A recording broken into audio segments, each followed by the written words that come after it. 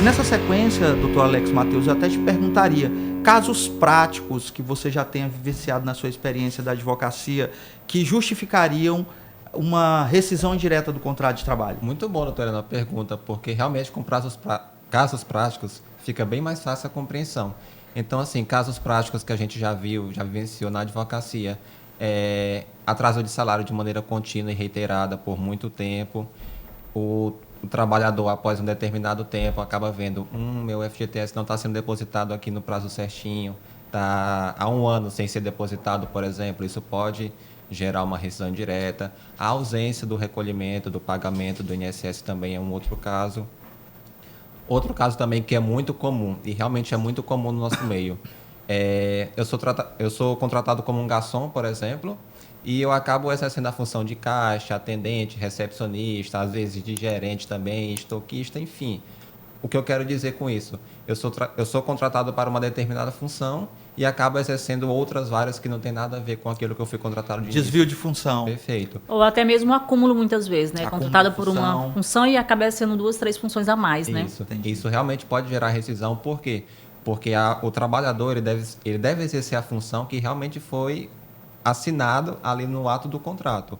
Então, se ele exerce algo diferente, algo cumulativo, isso pode gerar rescisão. Em casos de cidades maiores, por exemplo, industriais também, um trabalhador exerce determinada função numa empresa e ele acaba não recebendo o EPI, o que é o nosso equipamento de proteção individual. Ele acaba não recebendo o EPI, ou então o EPI com defeito também. Isso pode gerar uma rescisão, porque aquilo está prejudicando ou pode prejudicar a saúde ou a integridade física dele. Nesses casos, é interessante que o trabalhador nem espere acontecer alguma coisa, né? Esse não fornecimento do EPI, já fique claro que gera a rescisão indireta. Isso, exatamente. É porque traz já um risco à vida do trabalhador, Sim. né? E nesses casos ele precisa de fato ter uma orientação mais rápida e urgente para que ele tome as providências e não espere que aconteça o pior, né? Sim. Além também questão de outros exemplos um pouco mais delicados, como assédio moral, sexual também. Era o que eu ia lhe perguntar. Isso pode acontecer numa empresa, infelizmente, também isso pode gerar rescisão. Por isso que é sempre importante, nos casos de rescisão, além de ter prova documental, na medida do possível também ter uma prova testemunhal, que é para embasar, que é para fortalecer a sua argumentativa perante o juiz. É sempre importante também, muito válido. Meios de provas, qualquer um admitido em direito. Isso.